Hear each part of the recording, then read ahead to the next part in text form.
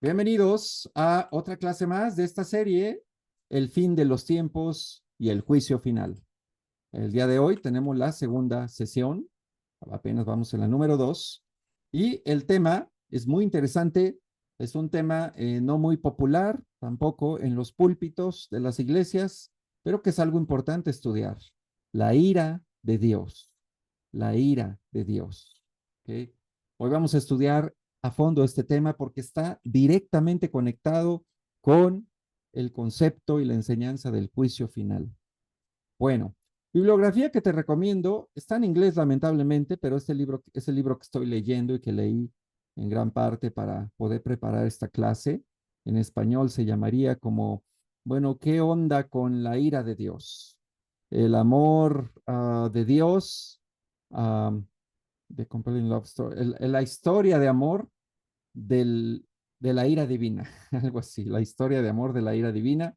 Parece contradicción, pero no. Es un libro que balancea muy bien uh, la perspectiva pues teológica de por qué la ira de Dios con la convicción que tenemos de que Dios es amor. Como un Dios amoroso se puede enojar y puede castigar. Pareciera que no checa, que no es congruente. Pero bueno, este libro lo maneja de una forma muy equilibrada. Vamos a comenzar definiendo qué es la ira de Dios. ¿Qué es? Y aquí tenemos Romanos 2:3, un pasaje que dice, ¿piensas entonces que vas a escapar del juicio de Dios, tú que juzgas a otros y sin embargo haces lo mismo que ellos? ¿No ves que desprecia las riquezas de la bondad de Dios, de su tolerancia y de su paciencia, al no reconocer que su bondad quiere llevarte al arrepentimiento, pero por tu obstinación y por tu corazón empedernido, sigues acumulando castigo contra ti mismo para el día de la ira, cuando Dios revelará su justo juicio? Bueno, estamos hablando en esta serie del juicio final o de los juicios de Dios también, pero en este pasaje vemos una conexión. El apóstol Pablo equipara el día del justo juicio con el día de la ira, y es como otra forma también de llamarle al juicio final. El día del juicio final también se le conoce como el día de la ira del Señor. ¿Okay? Así que vemos una conexión directa entre todo lo que va a pasar en el juicio final con una característica de Dios, su ira. Sí, hablamos de su amor, hablamos de su compasión, pero ¿qué tal hablar de su ira?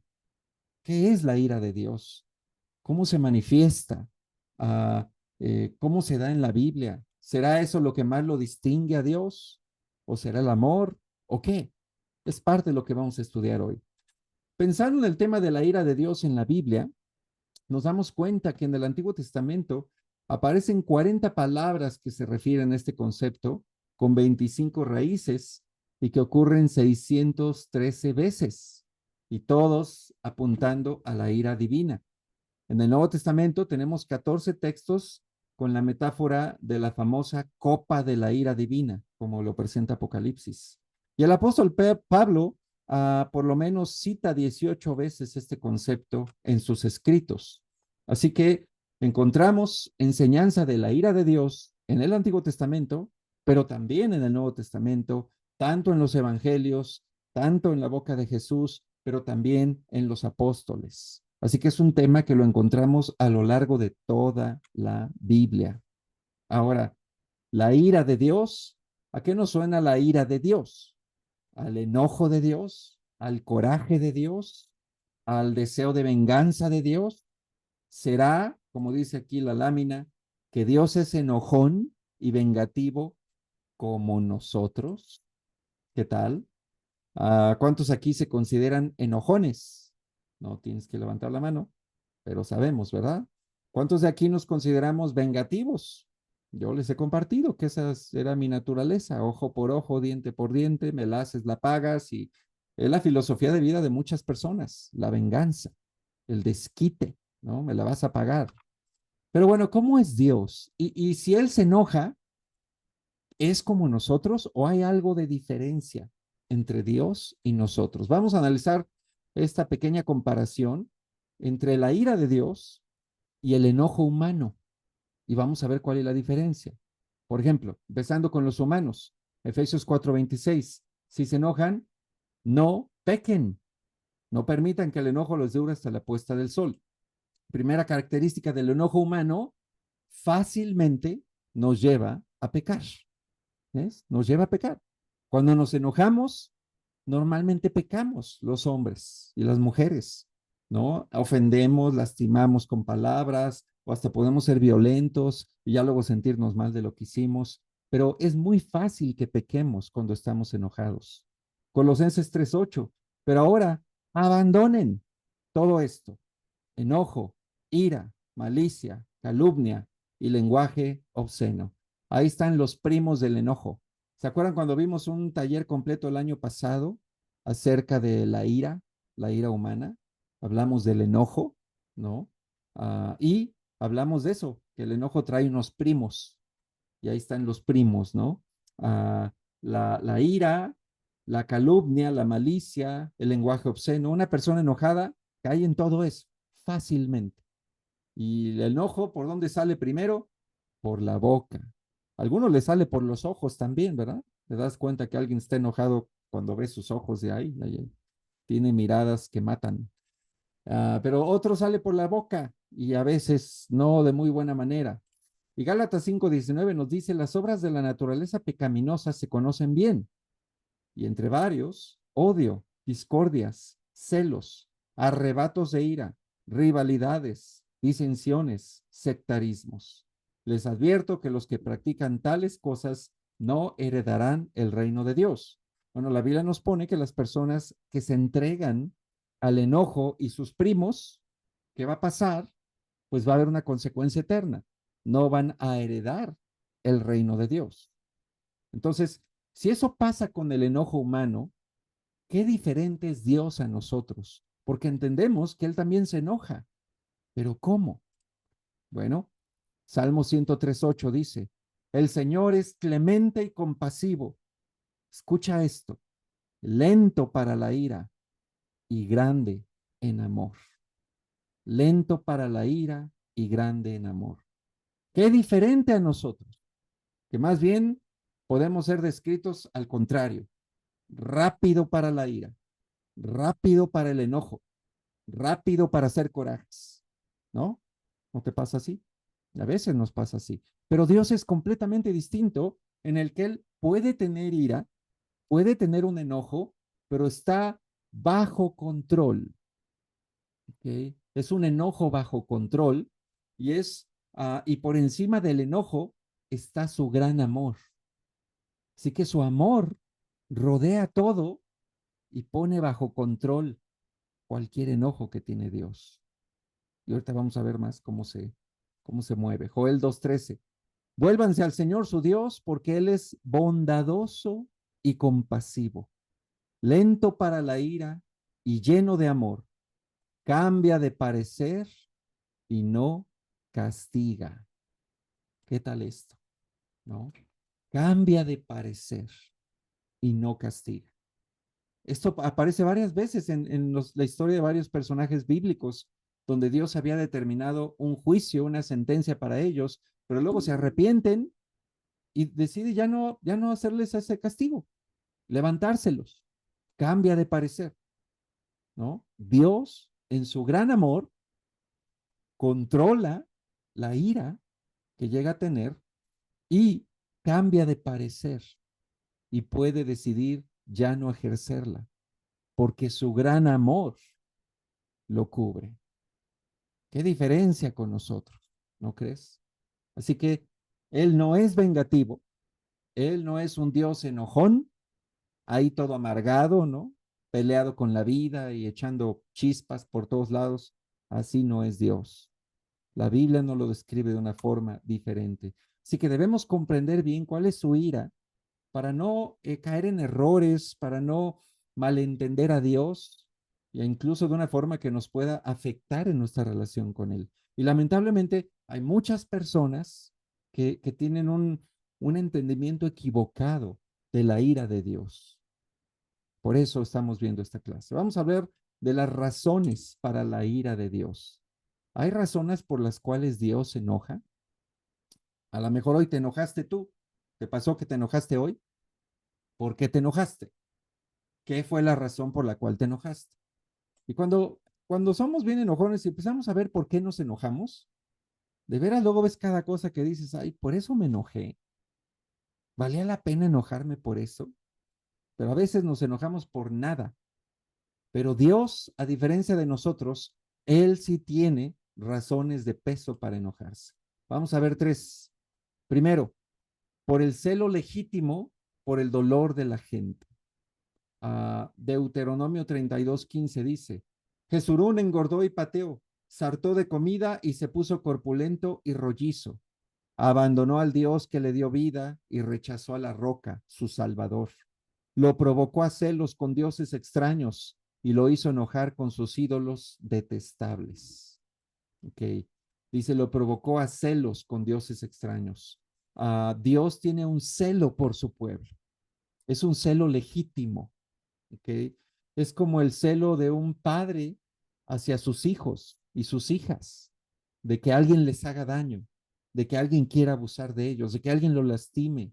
Te aseguro que si tú eres papá, mamá y algo le hacen así a tus hijos, vas a tener un celo, una indignación, ¿no? Vas a querer hacer algo al respecto. O también un esposo con su esposa o al revés. Hay un celo que viene implícito en la relación matrimonial. Cuando nos casamos y hacemos ese pacto de fieles hasta la muerte, se debe cumplir, porque si no, llega el enojo, el celo de por qué me estás engañando, por qué esto, por qué el otro. Eso es legítimo, ¿ves? Y Dios lo tiene. Dios tiene ese celo por su pueblo. Le indigna que su pueblo desprecie lo sagrado o que su pueblo se extravíe y lo rechace o que alguien lastime a su pueblo también.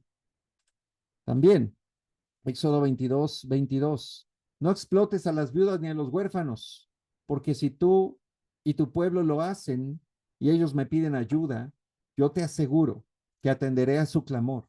Arderá mi furor y los mataré a ustedes a filo de espada, y sus mujeres se quedarán viudas y sus hijos se quedarán huérfanos. Estamos viendo aquí un llamado de Dios pidiendo que no se explote a los indefensos, a los grupos marginados, en ese tiempo las viudas, los huérfanos, porque si se les abusaba y pedían ayuda, Dios iba a soltar su ira. Es decir, a Dios le indigna el maltrato y el abuso a otras personas. Él es una de las razones para la ira de Dios. Tanto ama al ser humano, tanto ama su creación, que le indigna ver cómo las personas somos injustas unos con los otros, nos maltratamos unos a los otros, nos lastimamos, nos defraudamos, y Él está viendo todo desde el cielo. Él está mirando, ¿ok? Y eso es una de las causas de su ira. También, Jeremías 7:18, los niños juntan la leña, los padres encienden el fuego y las mujeres hacen la masa para cocer tortas y ofrecérselas a la reina del cielo. Además, para ofenderme derraman libaciones a otros dioses. Pero no es a mí al que ofenden, afirma el Señor. Más bien se ofenden a sí mismos para su propia vergüenza. Estamos viendo aquí una conducta autodestructiva en la gente. En su misma infidelidad a Dios, en su idolatría, en su inmoralidad, sí pecaban contra Dios, pero también se afectaban ellos mismos. Y eso es otra de las razones para la ira de Dios, la conducta autodestructiva de las personas. ¿Qué tal Jesús? ¿Se enojó? Bueno, vamos a ver aquí algunos ejemplos. Hoy vamos a ver varias escrituras, así es que anótenlas y luego las puedes revisar con calma. Marcos 3:1. En una ocasión entró en la sinagoga y había allí un hombre que tenía la mano paralizada. Algunos que buscaban un motivo para acusar a Jesús no le quitaban la vista de encima para ver si sanaba al enfermo en sábado. Entonces Jesús le dijo al hombre de la mano paralizada, ponte de pie frente a todos. Luego dijo a los otros, ¿qué está permitido en sábado hacer el bien o hacer el mal? Salvar una vida o matar. Pero ellos permanecieron callados. Jesús se les quedó mirando, enojado y entristecido por la dureza de su corazón. Jesús se enojó. Pues fíjate que el Nuevo Testamento tiene varias referencias de que sí, él experimentó un enojo. En este caso, estaba enojado por esta conducta de los religiosos de no permitir un acto bueno en sábado, justificados por sus reglas religiosas. Y eso le causó enojo. En Juan 2:15, al famoso episodio del templo, ¿se acuerdan bien? Cuando expulsó a los vendedores del templo, haciendo un látigo de cuerdas, se echó a todos del templo con sus bueyes, ovejas, regó las monedas, corrió a los que vendían palomas, y sus discípulos, dice aquí, se acordaron de que está escrito, el celo por tu casa me consumirá. Que tenemos aquí a Jesús lleno de celo por la casa de Dios y actuando de una forma física, ¿ok? Un celo justificado, justo como Dios, un celo justificado. Y luego tenemos Mateo 18:5. Aquí hay aunque no dice literalmente que Jesús se enojó, pero ve ahora sí que lo que está entre líneas aquí. ¿Cómo habrá dicho esto que dijo? Y el que recibe en mi nombre un niño como este me recibe a mí. Pero si alguien hace pecar a uno de estos pequeños que creen en mí, más le valdría que le colgaran al cuello una gran piedra de molino y lo hundieran en lo profundo del mar. Ay del mundo por las cosas que hacen pecar a la gente, inevitables que sucedan, pero ay del que hace pecar a los demás. Si tu mano o tu pie te hace pecar, córtatelo y arrójalo. Más te vale entrar en la vida manco o cojo que ser arrojado al fuego eterno con tus dos manos y tus dos pies. Y si tu ojo te hace pecar, sácatelo y arrójalo. Más te vale entrar tuerto en la vida que con dos ojos ser arrojado al fuego del infierno. ¿Cómo te imaginas a Jesús hablando este mensaje? Ah, así, no sé, con florecitas y lleno de amor, ¿no? Así derrochando miel. Ay, si alguien hace pecar, más le valdría que le pongan una piedra y se aviente al fondo del mar y se ahogue el desgraciado y ahí se muera. Imagínate, ¿no? No se oyen palabras como de alguien que está hablando de una forma muy tranquila. Estaba enojado. ¿Y qué le enojaba? Que alguien hiciera pecar a uno de esos pequeños que creían en él, a uno de sus hijos, que lo hicieran pecar y lo hicieran que se alejara de él. Y eso, de acuerdo a Cristo, trae una gran condenación. Piénsalo. Estaba enojado. Es algo que le indigna. Así que Cristo también se enoja, a él le afecta la conducta autodestructiva de la gente, se llena de celo por las cosas de Dios y también se indigna por el maltrato y el abuso a otros seres humanos y especialmente aquellos pequeños que deciden seguirlo. Tú y yo somos esos pequeños, aunque ya no estemos tan pequeños, ¿verdad? Pero seguimos siendo para Él esos hijos. Así es que Él se indigna también. Ya vimos las razones. Vamos a ver ahora cómo se manifiesta la ira de Dios. Esto está muy interesante. Romanos 1:18 dice, ciertamente la ira de Dios viene revelándose desde el cielo contra toda impiedad e injusticia de los seres humanos que con su maldad obstruyen la verdad. El versículo 18, Romanos 1, nos afirma y nos aclara que la ira de Dios viene revelándose desde el cielo. Es decir, la ira de Dios no es como una explosión de ira humana, ¿no? De alguien que, ¡pum!, explota y se enoja y patea y tira y golpea. Así no es la ira de Dios. La Biblia nos muestra más como una ira dirigida, planeada, con un propósito y que incluso sigue ciertos pasos que lleva como fases, ¿no? Algo interesante es que aquí mismo en Romanos 1 nos muestra cómo la ira de Dios se revela con la humanidad pecadora y rebelde. Versículo 24. Por eso, fíjate en esa palabra o ese conector, por eso Dios los entregó a los malos deseos de sus corazones que conducen a la impureza sexual. Versículo 26. Por tanto, Dios los entregó a pasiones vergonzosas. Y versículo 28, Él los entregó a la depravación mental para que hicieran lo que no debían hacer. Tú lees Romanos 1 y es la descripción del mundo pagano de la época de Cristo y de los apóstoles, el imperio romano en toda su decadencia. Y La Biblia nos dice que la ira de Dios ya había estado trabajando en esa humanidad rebelde, pagana, uh, haciéndolos perderse y hundirse más en, en sus pecados y en su corrupción moral. Y de ahí nos habla de la inmoralidad, de homosexualismo, lesbianismo, bestialismo, todo tipo de perversiones sexuales. Tú lees Romanos 1 y está fuerte lo que describe. Y bueno, nuestra sociedad no está muy lejos de eso hoy. Pero lo que vemos es que la Biblia afirma que Dios los entregó, los dejó, los hizo que se perdieran, los abandonó, y eso es parte de su ira. De hecho, aquí Salmo 7:11 en la Biblia de Jerusalén lo confirma.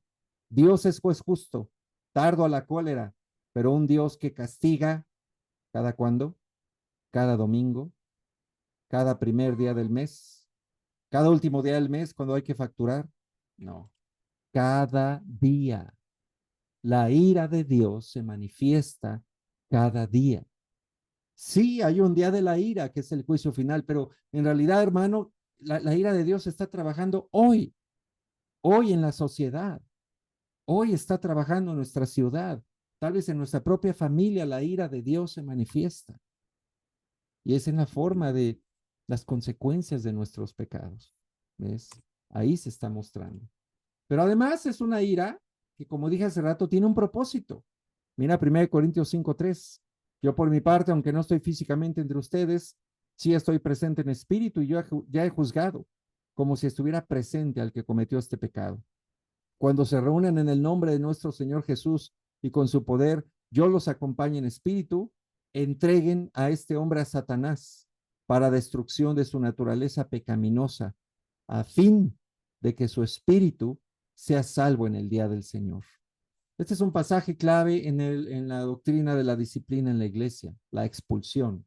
Y siempre me ha llamado la atención esta frase, cuando Pablo pide, era un caso exagerado, escandaloso, ¿no? Era un hermano que vivía con la esposa de su papá y la había hecho su mujer, imagínate. Y la iglesia lo toleraba. Y Pablo dice, expulsen ese pecador de entre ustedes.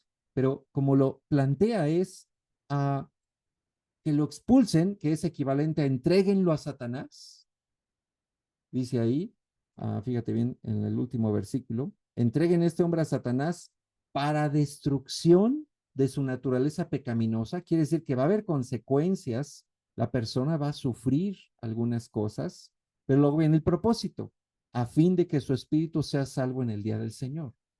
Esto nos muestra que aún en lecciones o en temas de disciplina en la iglesia, donde también la ira de Dios se revela contra el rebelde, el pecador, el que no se quiere arrepentir, al final no es una ira fuera de control que explota y quiere convertir en cenizas a la persona. No, es una ira con un propósito, con un rumbo. Dios disciplina y castiga para lograr un fin. Y el fin no es humillar a la persona y ándele para que sufra y que vea que se siente. No, así no trabaja él. Dice incluso aquí, es para que se salve. O sea, estamos viendo que incluso hay un propósito de redención a través de su ira. ¿Ok? Esto es algo muy profundo. Él tiene un propósito. Y esta ira culmina en el juicio final, el gran día de la ira. Mira Romanos 2:5. Pero por tu obstinación y por tu corazón empedernido, sigues acumulando castigo contra ti mismo para el día de la ira, cuando Dios revelará su justo juicio. El día de la ira. ¿Ok? Estamos hablando del juicio final. Hay, o está la ira divina cada día, consecuencias de lo que los mismos hombres hacemos, pero está reservado un día especial para descargar toda su ira. Es una ira que ha estado contenida, una ira que ha estado paciente, ¿ok? Esperando que la gente se salve. Dios ha sido paciente, pero hay un día donde la va a liberar, y es el día del juicio final. Apocalipsis 14:9, lo seguía un tercer ángel que clamaba a grandes voces, si alguien adora a la bestia y a su imagen, y se deja poner en la frente o en la mano la marca de la bestia, beberá también el vino del furor de Dios, que en la copa de su ira está puro, no diluido. Será atormentado con fuego y azufre en presencia de los santos ángeles y del Cordero. Apocalipsis habla mucho de este tema, la copa de la ira de Dios, la copa del furor de Dios. Estas imágenes en literatura apocalíptica que nos llevan a entender que va a haber un día especial para rendir cuentas y para que Dios juzgue, el día del juicio final, y que está permeado completamente por su ira. ¿Okay? No va a ser un día bonito, para algunos sí, para otros no, pero ahí va a terminar su ira. Entonces, ya que vimos este tema de la ira de Dios, viene la gran pregunta. ¿Y qué pasa entonces con eso de que Dios es amor? A ver, si Dios es amor, ¿por qué se enoja? No debería enojarse, no debería castigar, ¿no? Y esta es una pregunta que muchos escépticos hacen y seguro alguien te la ha hecho alguna vez en tu vida cristiana, o a lo mejor tú eras de los que las hacías. Si Dios es amor, entonces, ¿por qué hay guerras? ¿Por qué hay injusticias? ¿Por qué habrá un juicio? ¿Por qué creó el infierno? Si es cierto que Él es tan amor, pues no es congruente eso, ¿verdad? No debería castigar, no debería juzgar porque es amor. Y es aquí donde entra, como le he hablado antes, la cultura actual. Vivimos en una cultura donde todo el mundo quiere que se les respete su privacidad, que nadie les diga nada acerca de cómo viven, que nadie les llame la atención, que nadie les pida rendición de cuentas, porque no es amor. Eso no es amor. Me estás juzgando, eso no es amoroso. Bueno, pues si no lo pueden ver con una persona que les diga algo, mucho menos con Dios. ¿Cómo van a aceptar un Dios que les va a pedir cuentas de su vida? No les cabe en la cabeza que sea amor y al mismo tiempo sea juicio. ¿Okay? ¿Cómo podemos resolver esto? Bueno, hay un pasaje que lo plantea súper bien y que nos puede ayudar a entenderlo. Éxodo 34:6 dice, pasando delante de él proclamó, el Señor, Dios clemente y compasivo, lento para la ira y grande en amor y fidelidad, que mantiene su amor hasta 1000 generaciones después y que perdona la iniquidad, la rebelión y el pecado, pero que no deja sin castigo al culpable, sino que castiga la maldad de los padres en los hijos y en los nietos hasta la tercera y la cuarta generación. Este pasaje es muy importante y aquí se los puse de manera gráfica como en una balanza. Vamos a ver qué pesa más en esta balanza. Tenemos el amor de Dios y este pasaje lo describo como clemente y compasivo, lento para la ira, mantiene su amor por 1000 generaciones y perdona lo que sea, pecado, iniquidad, rebelión, maldad, lo que sea. Para él todo puede ser perdonado, menos el pecado imperdonable de que mencionó Jesús a los fariseos, pero no se preocupen, en ese no estamos cayendo hoy. Pero todo lo demás que lo más ordinario, todo lo puede perdonar Dios. Ese es su gran amor. Y ahora, ¿cómo es en la ira?